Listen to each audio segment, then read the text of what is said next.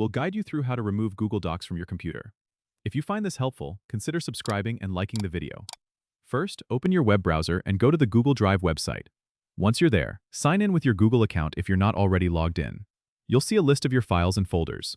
To remove a specific Google Doc, locate the file you want to delete. You can use the search bar at the top if you have many files and need to find it quickly. Once you've found the document, right-click on the file's name or thumbnail.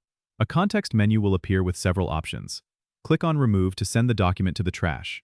Remember, this doesn't permanently delete it yet. To permanently delete the Google Doc, go to the left-hand side menu and click on Trash.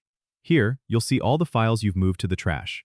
Find the document you want to delete forever. Right-click on it and choose Delete Forever.